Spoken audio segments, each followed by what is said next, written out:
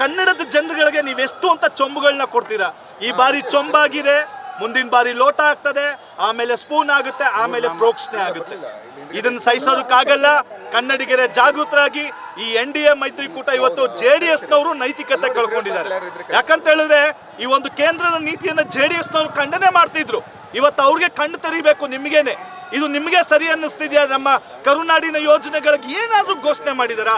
ಇವತ್ತು ಕುಮಾರಣ್ಣಂಗೆ ಒಂದು ministership post ಕೊಟ್ಟಿದ್ದಾರೆ, ಅದಕ್ಕೆ ತೃಪ್ತಿ ಪಡ್ತೀರಾ ನೀವು? ಮೇಕೆದಾಟು ಯೋಜನೆಗೆ ಎಲ್ಲಿ ಹೋಗೋಣ ನಾವು? ಇವತ್ತು ಬೆಂಗಳೂರು ಬೆಳೀತಾ ಇದೆ, ಬಿಡದಿವರೆಗೂ ಮೆಟ್ರೋ ಯೋಜನೆ ಇದು ವಿಸ್ತರಣೆ ಆಗಬೇಕಾಗಿತ್ತು. ಮತ್ತೆ ಮೆಟ್ರೋ 3ನೇ ರೀಚ್ ಬೆಂಗಳೂರಲ್ಲಿ ಬೇಕಾಗಿದ್ದು, ಅದಕ್ಕೆ ಹಣ ಬರಬೇಕಾಗಿತ್ತು ಕೇಂದ್ರದಿಂದ. ಭದ್ರಾ ಮೇಲ್ದಂಡ ಯೋಜನೆ, ಕಳಸಾ ಯೋಜನೆ ಎಲ್ಲಿದ್ದ ತರಣ ರೀ? ಈ ನೀವು ಇಷ್ಟು ಹೆಂಗಾಗಿದೆ ಇವತ್ತು ಅಂತ ಹೇಳಿದ್ರೆ BJPಗೆ ಓಟ್ ಹಾಕ್ಬೇಡಿ, ಅವ್ರು ನಿಮಗೆ ಫಂಡ್ ಕೊಡ್ತಾರೆ. ಇವತ್ತು ಬಿಹಾರ ತಿರಸ್ಕಾರ ಮಾಡಿದೆ BJPನ, ಆಂಧ್ರ ತಿರಸ್ಕಾರ ಮಾಡಿದೆ, ಅವ್ರ ಪಕ್ಷಗಳಿಗೆ ಕೊಟ್ಕೊಂಡ್ರು. ಇವತ್ತು ನೋಡಿ ಅವರಿಬ್ಬರಿಗೆ 1 ಲಕ್ಷ ಕೋಟಿ ರೂಪಾಯಿ ಎಲ್ಲ ಪ್ಯಾಕೇಜ್ಗಳು, ರಸ್ತೆ ಅಂತ, ಯೂನಿವರ್ಸಿಟಿ, ವಿಮಾನ ನಿಲ್ದಾಣ, ನೀರಾವರಿ, ಕೊನೆಗೆ 11,000 ರೂಪಾಯಿ ಏನು ವಿಪತ್ತು ಪರಿಹಾರ ಅಂತ 11,000. ಇಲ್ಲಿ ನಮ್ಮ ಇದರಲ್ಲಿ ನೆರೆ ಬಂದು ಹೋಗಿತ್ತು. 300 ಕೋಟಿ 200 ಕೋಟಿ ಕೆಳಕ್ಕೆ ಅಂಗ್ಲಾಚ್ ಬೇಡಿದ್ವಿ. ಕನ್ನಡಿಗರಿಗೆ ಜಾಗೃತ ಆಗತಕ್ಕಂಥ ಸಮಯ ಬಂದಿದೆ. ದಯವಿಟ್ಟು ನೀವು ಇಂಥ ಒಕ್ಕೂಟ ಸರ್ಕಾರಕ್ಕೆ ನೀವೇನು ಬೆಂಬಲ ಮಾಡಿದೀವಿ, ನಾವು ಪದೇ ಪದೇ ಅನ್ಯಾಯಕ್ಕೆ ಒಳಗಾಗ್ತಾ ಇದ್ದೀವಿ. ಅನ್ಯಾಯಕ್ಕೆ ಒಳಗಾದ ಸಾಕು. ಇದು ಸಿಡಿದೇಳುವಂಥ ಸಮಯ, ಕನ್ನಡಿಗರ ಹಕ್ಕನ್ನು ಪಡೆಯುವಂಥ ಸಮಯ ಅಂಥೇಳಿ ನಾವು ಆಮ್ ಆದ್ಮಿ ಪಾರ್ಟಿ ಅವರು ಈ ಒಂದು ಕೇಂದ್ರದ ನಡೆಯನ್ನ ನಾವು ಈ ಒಂದು ಖಾಲಿ ಚೊಂಬನ್ನು ಪ್ರದರ್ಶನ ಮಾಡೋ ಮುಖಾಂತರ ಇದು ಖಂಡನೆಯನ್ನ ಮಾಡ್ತಾ ಇದ್ದೀವಿ. ಮತ್ತೆ ಕನ್ನಡಿಗರನ್ನ ಜಾಗೃತಿ ಮಾಡ್ತಕ್ಕಂಥ ಕೆಲಸವನ್ನ ಮಾಡ್ತಾ ಇದ್ದೀವಿ. ಯಾಕೆ ಹೀಗೆ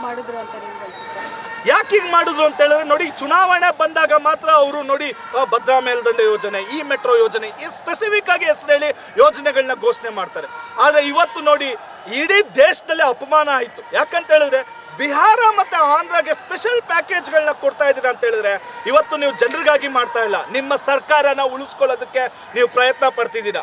ನೀವು ಜನಗಳಿಗೋಸ್ಕರ ಮಾಡೋದಾಗಿದ್ರೆ ಎಲ್ರಿಗೂ ಅಲೋಕೇಟ್ ಮಾಡ್ತಾ ಇದ್ರಿ, ಆದರೆ ನಿಮ್ಮ ಸರ್ಕಾರನೇ ನೀವು ಉಳಿಸ್ಕೊಳ್ಳೋದಕ್ಕೆ ಮೊದಲ ಆದ್ಯತೆನ ಕೊಟ್ಟಿದ್ದಾರೆ. ಸೊ ಇದು ಕುರ್ಚಿ ಉಳಿಸ್ಕೊಳ್ಳೋ ಬಜೆಟ್ ಅಂತ ನಾವು ಖಂಡಿತ ಹೇಳ್ಬೋದು. ಕರ್ನಾಟಕಕ್ಕೆ ಯಾವ ತರ ನೋಡಿ, ಇವಾಗ ಬೆಂಗಳೂರು ಬೆಳೀತಾ ಇದೆ, ಮೆಟ್ರೋ ಯೋಜನೆ ಬೇಕು. ಇವತ್ತು ಗ್ರೇಟರ್ ಬೆಂಗಳೂರು ಯೋಜನೆಯನ್ನು ತರಬೇಕು ಅಂತೇಳಿ ಏನು ಈ DK ಶಿವಕುಮಾರ್ ಅವರು ಹೊರಟಿದ್ದಾರೆ, ಒಂದು ಪೂರ್ವಪರ ಯೋಜನೆ ಇರಬೇಕು. ನೋಡಿ, ಇವತ್ತು ಮೇಕೆದಾಟು ಯೋಜನೆಗೆ ಒಂದು ಏನು ಗ್ರೀನ್ ಟ್ರಿಬ್ಯುನಲ್ ಇಂದ ಒಂದು ಪರ್ಮಿಷನ್ ಸಿಗ್ತಾ ಇಲ್ಲ. ಹೋಗ್ಬೇಕು ಸಂಸದರು, ಬಜೆಟ್ ಏನಾರು ಮಂಡನೆ ಮಾಡ್ತಾರೆ ಅಂದ್ರೆ 1-2 ತಿಂಗಳು ಮುಂಚೆ ಹೋಗಿ ನಮ್ಮ ಯೋಜನೆಗಳಿಗೆ ಹಣ ಕೊಡಿ ಅಂತ ಹೋಗಿ ಸಂಸದರು ನಿಯೋಗ ಹೋಗಿ ಕೇಳಬೇಕು, ಪಟ್ಟು ಹಿಡಿಬೇಕು.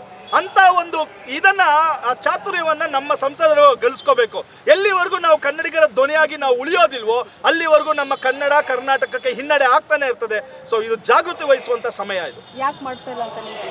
ಯಾಕೆ ಅಂತ ಹೇಳಿದ್ರೆ ಅದು ವೋಟ್ ಬ್ಯಾಂಕ್ ರಾಜಣ್ಣ. ವೋಟ್ ಬೇಕು ಅಂತ ಹೇಳಿದ್ರೆ ಇವತ್ತು ನೋಡಿ ಬಿಜೆಪಿ ಅಂತ ಅಂಧ ಭಕ್ತರು ಮತ್ತೆ ಏನು ಪಾಪ ತಿಳುವಳಿಕೆಯಲ್ಲಿ ಮುಗ್ಧರು ಅಂತ ಹೇಳ್ಬೋದು, ಇಲ್ಲ ಅವ್ರ ನಾಲಾಯಕ್ ಅಂತ ಹೇಳ್ಬೋದು, ಒಂದು ಗೊತ್ತಾಗ್ತಾ ಇಲ್ಲ. ನೀವು ಪೂರ್ವಪರವನ್ನ 10 ವರ್ಷ ಏನು ಮಾಡಿದ್ದಾರೆ ಇವರು ಅನ್ನೋ ದಾಖಲೆಗಳನ್ನ ಇಟ್ಕೊಂಡು ನೀವು ನೋಡಿದಾಗ ಕನ್ನಡಿಗರಿಗೆ ಶೂನ್ಯ. ಅದೇ ಒಂದು ಬೊಮ್ಮಾಯಿ ಅವರ ಸರ್ಕಾರದಲ್ಲಿ ಏನು ರಾಜ್ಯಕ್ಕೆ ಬರಬೇಕಂತ ತಾರತಮ್ಯ ಏನು ಇದು 15ನೇ ಇದು ಆಯೋಗ ಬರ್ತದಲ್ಲ, ಯಾವುದು ಆ ಆಯೋಗದಲ್ಲಿ ಹಣಕಾಸಿನ ಆಯೋಗದಲ್ಲಿ ಮಿಸ್ಟೇಕ್ ಆಗಿದೆ. ಆ ಮಿಸ್ಟೇಕ್ ಅನ್ನ ನೋಡಿಲ್ಲ. ಅವಾಗ 26 ಜನ BJP ಸಂಸದರು. ಏನ್ರಿ ಕನ್ನಡಿಗರಿಗೆ ಎಷ್ಟು ಹಣ ಬರ್ತಿದೆ, ಕೇಂದ್ರಕ್ಕೆ ಯಾವ ಇದು ಬರ್ತಾ ಇದೆ, ಯಾವ ಮೂಲದಲ್ಲಿ ಬರ್ತಿದೆ, ಆ ಒಂದು ಸಾಮಾನ್ಯ ತಿಳುವಳಿಕೆ ಇಲ್ದಂಗೆ ನೀವು ಹೋಗಿ ಅಲ್ಲಿ ಸಂಸತ್ತನ್ನ ಕರ್ನಾಟಕವನ್ನ ಪ್ರತಿನಿಧಿಸ್ತಿದ್ದೀರಾ, ಕನ್ನಡಿಗರನ್ನ ಪ್ರತಿನಿಧಿಸ್ತಿದ್ದೀರಾ ಅಂದ್ರೆ ಇದು ಕನ್ನಡಿಗರಿಗೆ ಆದಂತಹ ಅವಮಾನ.